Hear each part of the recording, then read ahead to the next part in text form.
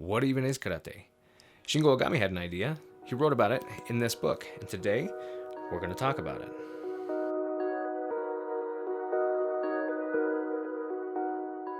Hey, what's up? I'm Ken. This is kenfuTV, and each week I release videos on the martial arts, training, philosophy, technique, that sort of thing. You're watching Ken Learns Kenfu, where I reflect on my thoughts and understandings and the different things that I'm learning as I continue my training. Some of that comes from reading.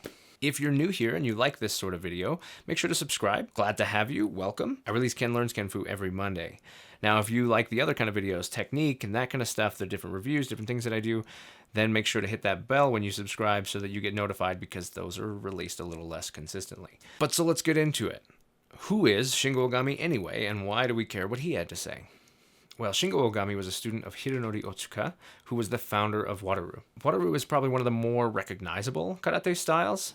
When you look through the ones, there's a lot of them out there, but you got your Shorin-ryus, your Wataru, Kyokushin, different ones that stand out that people are more aware of. Shingo Ohgami wrote this book, Introduction to Karate, and dedicated it to his instructor, Otsuka. But he also wrote another one called Karate Kata of Wataru, so if you're interested in that, go find that. Maybe you train Wataru, maybe it's just something you've heard of before, or maybe this is the first time you're hearing of it. Either way, we're going to look at what he had to say about what karate is. So if you have this book, I'm on page 6. Page 6, right at the very beginning, it's actually the first page of the first chapter, and it's titled, What is Karate? Now, this part stood out to me right away, and it continued to stand out to me because he says it multiple times through the book. It's worded a little differently every time, but the idea is the same every single time. So, what is karate? According to him, even a whole book may not be enough to explain what karate is. But here I would like to define it in a few simple words. Karate is a martial arts system in which all the possible parts of the body and all the possible movements which a human body can perform are to be used. Pretty powerful stuff. That's a pretty wide and encompassing description. Even with as wide and as encompassing as it is, he said a whole book might not be enough to explain in words. So it's fascinating. We'll start there. But before I forget, right on the opposite page, I wanted to point this out to you because I think it's kind of interesting how he laid it out. He says, we generally look at karate from the following viewpoints. Karate as a physical fitness exercise, karate as self-defense, karate as a sport, karate as do, a way of life. So even at this point, which was produced in 1984, we're already looking at the idea that karate is contextual. It's based on the context that you're working in. You can't just go off of one thing and say karate is a sport, therefore it's also good at self-defense. He recognized that they were different things. They train for different reasons, and you have to keep that context in mind while you're training. You could do all four, and that's fine, but you need to understand the context, and we look at it from that viewpoint so that you understand what's the goal and how are we getting there. I've got a video. I'll link it up here and down in the description talking about context when it comes to the martial arts. I think understanding your context is an incredibly important thing. So first, in here, Introduction to Karate, let's talk about what this book is in case you want to pick it up. I'll have a link down below in case you want to grab a copy for yourself. Highly recommend it. Really, really good. But Introduction to Karate, no pictures and walkthroughs of kata, anything like that. It's all about technique and the basics and understanding basic terminology, how to perform the basic movements, and basic understanding of how kumite works, that kind of stuff. Really useful. And then if you want to know Wataru kata, he wrote a second book called The Karate Katas of Wataru. And that is also worth looking into. If I can find a copy of that, I'll put a link down below as well.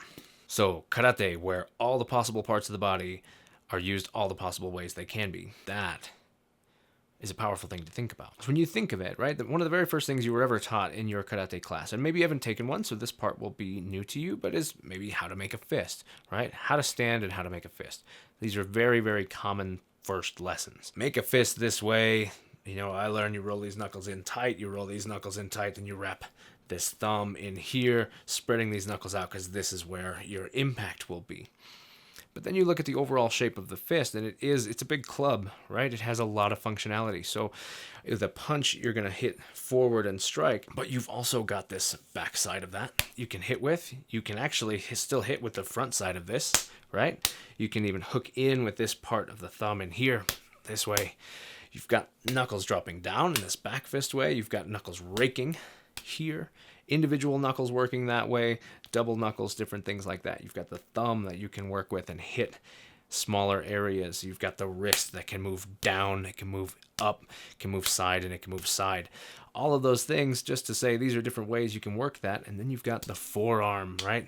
I can hit with the front side of the forearm, the back side of the forearm. I can move, as I move into that, the elbows, and start using wrapping and tying into the bicep and choking and hitting with the shoulder, or putting leverage in with the shoulder. So you've got that. We've only talked about an arm, and I've probably not even talked about half of what you can do with this arm, and most of that was impact. Then you add in gripping and striking, grabbing and choking, all these different things that you can do, and you start to see why he felt this way.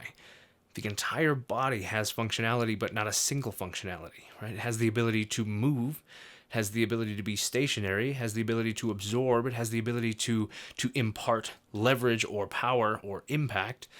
All of these things are there. So you take a single point of the body and go, how does this work? So as a way of making an example, let's look at the shoulder, right? So if I take the shoulder and I say, okay, it can be stationary. I can drop my shoulder down, I can sit in here, and maybe I'm lifting something, right? I'm coming in underneath and lifting for a throw. That's not really the stationary one, that's more of a mobile one. But so stationary, maybe I'm keeping something from happening. I get my shoulder wedged into something and keep it from moving. But at the same time, you know, as things come in, it can move back and absorb those things, allowing other techniques to happen. So as this comes in, it can roll back through.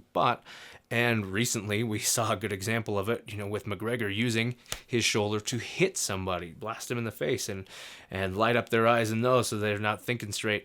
It's an excellent thing. So you have to recognize that that's a whole bunch of different ways that just this one joint works. So now explore that, multiply it times all the different parts of your body that you can use, and you got a pretty powerful and long curriculum to work through. So in that one sentence, he's done the best I've ever heard somebody describe karate, and said, hey, it's everything.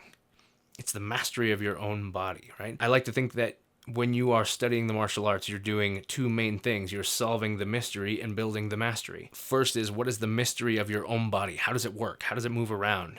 My range of motion, my mobility, my flexibility, my ability to generate power and impact, all of those things may either be a greater value or a lesser value than what you're capable of doing. But it's all that I can do.